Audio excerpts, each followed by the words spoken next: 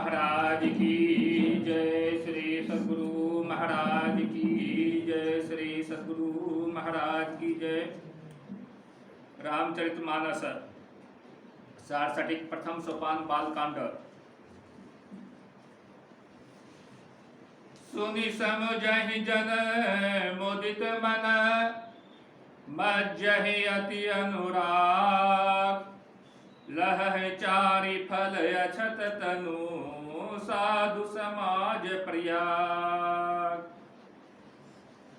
जो मनुष्य इस संत समाज रूपी तीर्थराज का प्रभाव प्रसन्न मन से सुनते और समझते हैं और फिर अत्यंत प्रेम पूर्वक इसमें गोते लगाते हैं, वे इस शरीर के रहते ही धर्म अर्थ काम मोक्ष चारों फल पा जाते हैं। मज्जन फल पेखिए तत्काला, काकहो ही पीक बकऊ मराला। सुनिया चरज करें जनि कोई, सतसंगति महिमा नहीं गोई। इस तीर्थराज में स्नान का फल तत्काल ऐसा देखने में आता है कि कौवे कोयल बन जाते हैं और बगुले हंस। यह सुनकर कोई आश्चर्य न करे, क्योंकि सत्संग की महिमा छिपी नहीं है। वाल्मीकि नारद घट जोनी, निज निज मुख निकही निज होनी। जलचर थलचर नभचर नाना, जे जर चेतन जीव जहाना। वाल्मीकि जी, नारद जी और अगस्त्य जी ने अपने अपने मुखों से अपनी होनी जीवन का वृतांत कही है। जल में रहने वाले, जमीन पर चलने वाले और आकाश में विचरने वाले नाना प्रकार के जड़ चेतन जितने जीव इस जगत में है, मति कीरति गति भूति भलाई। जब जेहि जतन जहाँ जेहि पाई, सो जानव सतसंग प्रभाऊ। लो कहूँ वेद नया पाऊ। उनमें से जिसने जिस समय जहाँ कहीं भी जिस किसी यत्न से बुद्धि, कीर्ति, सद्गति, विभूति, ऐश्वर्य और भलाई पाई है, सो सब सत्संग का ही प्रभाव समझना चाहिए। वेदों में और लोक में इनकी प्राप्ति का दूसरा कोई उपाय नहीं है। बिनु सतसंग विवेक न होई, राम कृपा बिनु सुलभ न सोई। सतसंगत मुद मंगल मूला, सोई फल सिद्धि सब साधन फूला।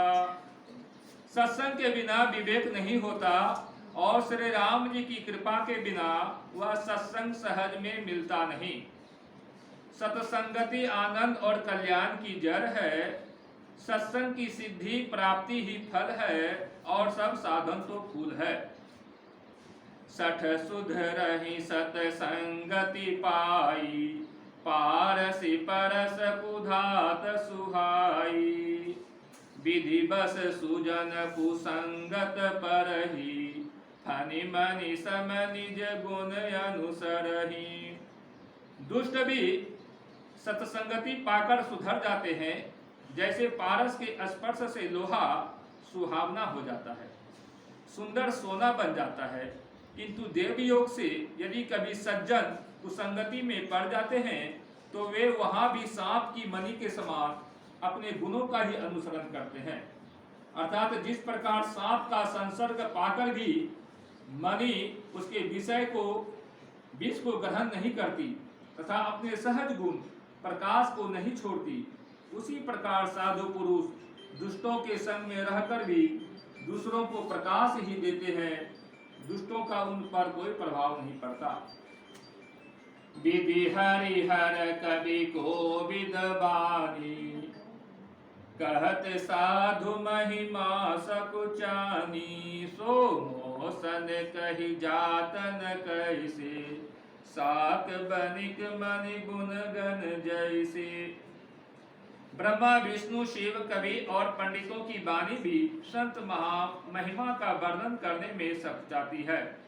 वह मुझसे किस प्रकार नहीं कही जाती, जैसे साग तरकारी बेचने वाले से मनियों के गुण समूह नहीं कहे जा सकते। बंदो संत समान चित, हित अनहित नहीं कोई, अंजलि गत शुभ सुमन जिमी, सम सुगंध कर दोई। मैं संतों को प्रणाम करता हूँ जिनके चित्त में समता है, जिनका न कोई मित्र है न शत्रु। जैसे अंजलि में रखे हुए सुंदर फूल, जिस हाथ ने फूलों को तोड़ा और जिसने उनको रखा, उन दोनों ही हाथों को समान रूप से सुगंधित करते हैं, वैसे ही संत शत्रु और मित्र दोनों का ही समान रूप से कल्याण करते हैं। संत सरल चित जगत हित, जानि स्वभाव स्नेहु, बाल विनय सुनि करी कृपा, राम चरण रति देहु, सियावर राम जय जय राम।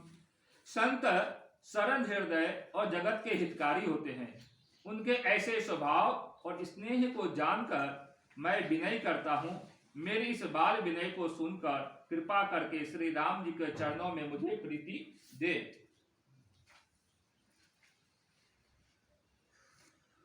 सत्संग योग भाग तीसरा, महात्मा गांधी जी के विचार। आज 2 अक्टूबर है, महात्मा गांधी जी का आज जन्मदिन है, तो उनकी वाणी का पाठ हो रहे हैं। अवतार से तात्पर्य है शरीरधारी पुरुष विशेष। जीव मात्र ईश्वर के अवतार हैं, परंतु लौकिक भाषा में सबको हम अवतार नहीं कहते। जो पुरुष अपने युग में सबसे श्रेष्ठ धर्मवान होता है, उसी को भावी प्रजा अवतार रूप से पूछती है। इनमें मुझे कोई दोष नहीं जान पड़ता। इसमें न तो ईश्वर के बड़प्पन में ही कमी आती है, न सत्य को ही आघात पहुंचता है। आदम खुदा नहीं, लेकिन खुदा के नूर से आदम जुदा नहीं। जिसमें धर्म जागृति अपने युग में सबसे अधिक है, वह विशेषावतार है। इस विचार श्रेणी से कृष्ण रूपी संपूर्ण अवतार आज हिंदू धर्म में साम्राज्य उपभोग कर रहा है। भक्ति तलवार की धार पर धावनी है। इससे गीताकार ने भक्त के लक्षण स्थित प्रज्ञ के से बतलाए हैं। गीता की भक्ति भोंदूपन नहीं है। माला, तिलक और अर्घ्य आदि साधनों का भले ही भक्त उपयोग करे, पर वे भक्ति के लक्षण नहीं है। जो किसी का द्वेष नहीं करता, जो करुणा का भंडार है, ममता रहित है, निरहंकार है, जिसे सुख दुख शीत उष्ण समान है, जो क्षमाशील है, जो सदा संतोषी है, जिसका निश्चय कभी बदलता नहीं, जिसने मन और बुद्धि ईश्वर को अर्पण कर दी है, जिससे लोग नहीं घबराते, जो लोगों का भय नहीं रखता, जो हर्ष शोक भय आदि से मुक्त है, जो पवित्र है, जो कार्य दक्ष होने पर भी तटस्थ है, जो शुभ अशुभ का त्याग करने वाला है, जो शत्रु मित्र पर समभाव रखने वाला है, जिसे मान अपमान समान है, जिसे स्तुति से खुशी और निंदा से गिलानी नहीं होती, जो मौनधारी है, जिसे एकांत प्रिय है, जो स्थिर बुद्धि है, वह भक्त है। देहधारी मनुष्य अमूर्त ईश्वर स्वरूप की कल्पना केवल कल्पना ही कर सकता है, पर उसके पास अमूर्त स्वरूप के लिए एक भी निश्चयात्मक शब्द नहीं है। इसलिए उसे निषेधात्मक नेति शब्द से ही संतोष करना ठहरा। इसलिए मूर्ति पूजा का निषेध करने वाले भी सूक्ष्म रीति से देखने पर मूर्ति पूजक ही होते हैं। पुस्तक की पूजा करनी, मंदिर में जाकर पूजा करनी, एक ही दिशा में मुख रखकर पूजा करनी, यह सभी साकार पूजा के लक्षण है। तथापि साकार के उस पार निराकार अचिंत्य स्वरूप है, यह तो सबको समझे ही निस्तार है।